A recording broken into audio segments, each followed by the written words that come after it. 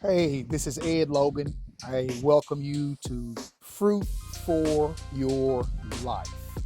And today I want to give you a piece of fruit today. I just wanted to open talk. I haven't planned this out or anything, but I felt like it's something that needs to be said, something that needs to be talked about.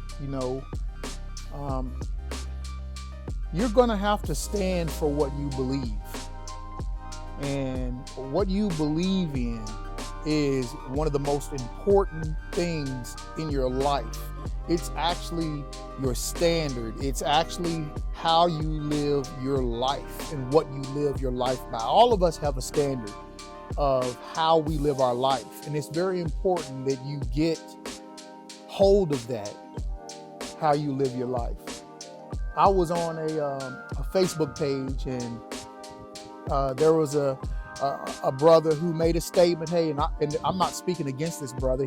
He's doing a great job, and I appreciate so much what he's doing for his community, how he's helping change people's life, how he's helping people change their health, doing a great job. So I'm not going to, this isn't no blasting thing. It's not about that. Everybody has their own belief. And you really have to put your belief system into practice, especially when you're dealing with a lot of different people. So anyway, what brought this up was a statement that was made, and it's kind of windy out here, and I apologize for that. Very windy, but it's such a beautiful day. The statement was, you should not wait on Jesus to save you. And when I heard that, it really caught my attention. You should not depend on or wait for any man to save you. This is basically what was being said. And he said, and if you're waiting for a man to save you, or you're waiting for Jesus to save you, you're already judged. So I want to talk about that for a minute. And I want to talk about that from a biblical standpoint. I know for myself, as many of you have heard, I'm 52 years old. I know some of you are older, some of you are a lot younger. So for those of you who are older, please bear with this young man talking to you. And for those of you who are younger, please bear with this older man talking to you. But I want to give a little bit of wisdom to us. And like I said, I haven't planned this out. I just got on and just started going about this particular subject. Listen, my life did not change until I decided to make a difference in my life. Okay, so I understand that. But I cannot save myself. You all don't understand how many days, how many nights I have prayed that the Most High would change me. He would take my eating addiction away from me. You don't know how many times that I picked up a donut or something and was practically downing myself because I was eating that donut, and I knew I shouldn't have been eating it. I knew I had made a commitment to my Father in heaven. I knew that I had, and I failed him. So when I hear someone say, don't depend on anyone to save you. Now, many of you will call the Messiah Jesus, and I call him by his Hebrew name. I call him Yahusha, or I call him Yahshua. But I understand we're talking about the same. It's just I would prefer to call him by his given name. And so you'll hear me say that. You'll hear me say Yahshua, and I'm talking about the Messiah of the Bible, the one who saves us of our sins. But when it really came down to it, you all, it's him that saved me. Because I was begging for years for help. And he had to put me in certain situations in order for me to decide to do it. See, he knew that it would do me no good. He would just make me into a robot if he changed me and did what I wanted him to do, which I wanted him to take my appetite away, period. I wanted no appetite. I was like, Father, please make it to where I've got to eat in order to stay alive. I mean, this is the battle that was going, this is the trauma that was going on inside of my head. But I realized that he put me in situations. He allowed certain things to happen in my life to where I would have to make the decision to do something. You see, that's when he works with us. Too many times we want him to do something for us. No, he's the spirit and we are the physical. So we do the physical part. We do the physical aspect of it. He gives the spiritual side. So just let me tell you how it happened for me. So here I am, already down, you know, my beautiful, wonderful wife, awesome wife. I couldn't ask for a better wife. I saw a video of us and she was really young. We were on a cruise. She had just, and pardon me if I'm telling my wife's business, I pray she doesn't get upset, but this is a part of a ministry. It was just her. It was her, it was myself. We were at the cruise. Her mother had died. Her father had died. Her sister was ill.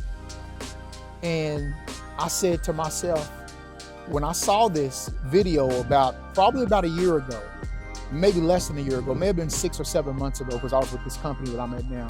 And when I saw that video of her, it took me way back and I said, look at that young lady, beautiful. I can't leave her. She doesn't have anybody else. And since then, her sister has passed. So really, in her immediate family, there's no one else. And I'm the family that she knows. And our children, our 6 children that we have, are the family that she knows. And I said to myself, I'm going to do better. I'm not going to leave her by herself. And within 2 days of saying that I'm going to start eating right, within 2 days, y'all, I was shoving donuts in my mouth, partially crying while I did it because I couldn't control my stomach. I couldn't control this food addiction that I had.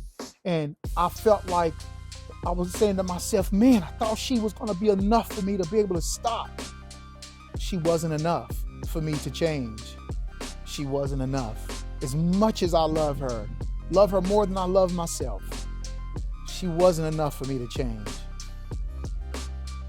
So I dealt with this for about 6 months, feeling like you're a loser, you know, because you can't conquer this addiction. It's like drugs. I know people who have an easier time getting off of drugs than people who have an easier as the time they have getting off of food.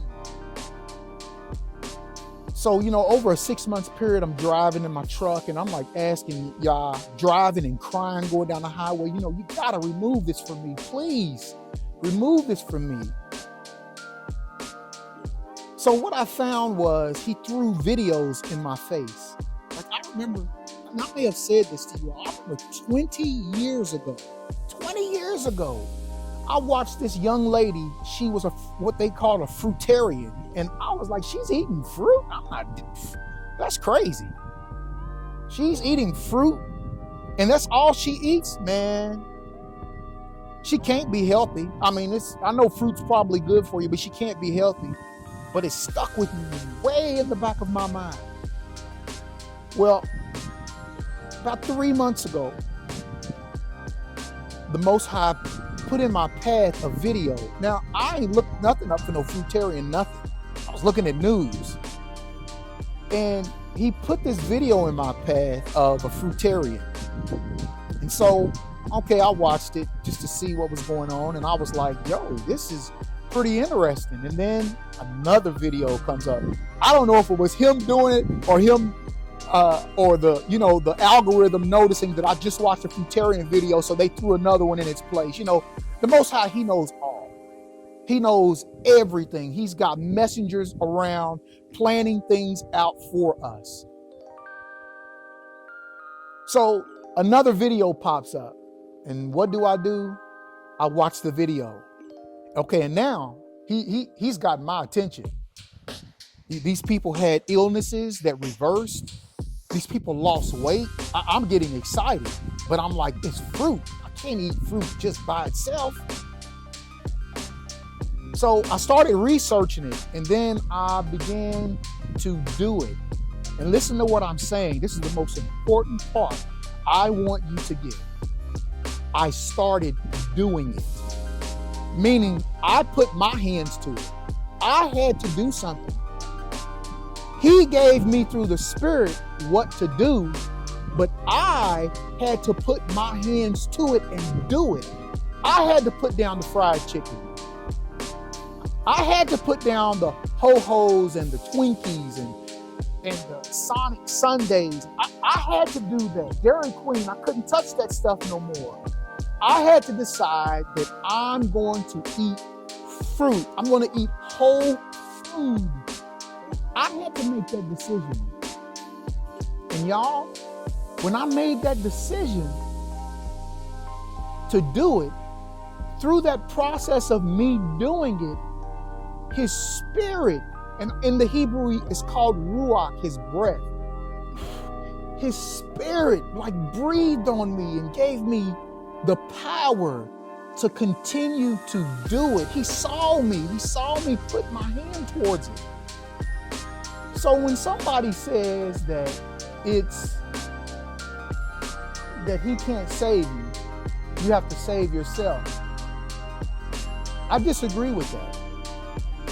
Because for 52 years, at least for 34 years, I could not save myself. I tried. I couldn't do it.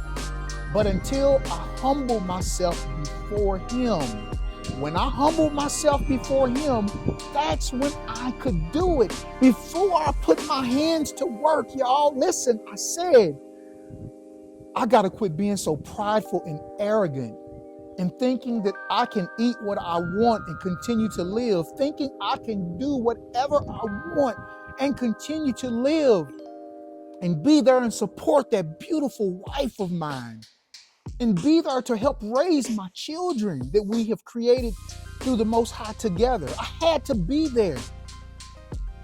And so that took me being humble to Him. It took me having humility to Him. It took me having to throw away that pride to Him. And then He gave me what I needed to get to this point. So I disagree with saying that we should not wait for Jesus, Yeshua. We should not wait for Him to save us. I disagree with that. Because if it wasn't for Him, I wouldn't know how to be humble and practice humility. If it wasn't for Him, I wouldn't know how to throw that pride aside and say, you know what? I'm going to do what's best. Because He is the one who said in 1 Corinthians that any man who destroys his temple, I'm going to destroy him. And that's a horrible thing to fall in the hands of a terrible master. A loving, gracious, compassionate master, but a terrible master. And I know that probably many of you may be going through the exact same thing. You've had those exact thoughts. I just can't do it. I've tried. I can't do it. I can't eat right. I've tried this diet. I've tried that diet. Nothing works for me. I might as well just be who I am. And no, you don't have to be who you are. You can be somebody totally different and affect huge amounts of people by your testimony, by your witness to what you are doing. It just takes you to get in your mind and to get in your heart to want to change. So, yeah, you need to depend on your Messiah to invoke that inside of you so that you can do the work with your hands, that fork, when it's wanting to put something in your mouth that you shouldn't eat, so that you can invoke that power of Him when you see and you smell that barbecue grill over there going and you're saying, oh, my flesh is saying I want it, but your spirit man inside of you is saying that doesn't give life. And you begin to listen to that spirit side of you. See, you're no longer walking in the flesh and doing what this God of your stomach wants you to do, but now you're listening to the Spirit communicate with you, and you won't do it. You won't put that in your mouth because you know that it does not benefit your body. So do we need someone to save us? You're darn right we need somebody to save us, and his name is Yeshua. And if you're not religious and you're listening to this and maybe you're offended by what I'm saying, this may not be your channel, as I've said previously. This may not be the channel that you want to listen to, because I'm not going to deny my belief. I'm not going to deny my faith, because if it was not for my faith, I would not be here now. I would be dead in my sins, and I would be sitting at Dairy Queen right now with a large blizzard in my mouth. That's when I knew I had a problem, when I was about 17 years old. And I went to Dairy Queen and I ate a large, back then, back in the early 80s, hey, those cups was huge. Not this little stuff they give you today and call it a large. I got a large blizzard, chocolate chip cookie dough blizzard. They had just come out. And I ate it. And I went back and I got another one, large. And I ate all of it too. I knew I had a problem. I knew then. And then as the years went on, it was the same thing, you guys. So for you who are going through these issues that like I went through, you can change it. It's up to you to decide. Now, let me say this. You also have to provide the timing of the Most High to do it. You may want to do it today, but he may know that you're not ready to do it today. And he may have to set things up in your life to cause you to be ready. Don't fight against that. If you fail, it's okay. Keep praying, keep trying, keep doing it, okay? It's going to happen. The timing just may not be right for you. But if it's you that's holding you back, the timing is right. The timing is like right now. Go do your own studying about food. Do your own research about whole foods and plants and fruit and how it benefits your body. You're actually taking light particles into your body. You go and buy something off of the grocery store shelf in a box and you fix it, it's dead food. There's no life in it whatsoever. So when you give your body life, your body comes alive. The pains that you had, they're gone. None there no more, it's gone. All right, I'm gonna quit holding you guys. Thank you for tuning in. Thank you for putting up and listening. But that's a message for you all, because that's my message. That's what was done in my heart. And I pray, I hope and pray that the Most High touches you the exact same way. I pray that he gives you everything you're asking for. For those of you who feel like you can't do it and you spent nights crying and battling your addiction, you can be freed of it. You can be freed of it. Pray that the Most High, that he meets your needs in every way. I pray that he does. Hey, thank you all for listening once again to Fruit for Your Life. And I pray that what I just gave you was some awesome fruit for your life. Take it and receive it and eat it. Enjoy it. Let it be good to your stomach and to your spirit. I'll see you all on the next video. You all take care and please be safe. Hey, make that change. You can do it. All right. Bye-bye.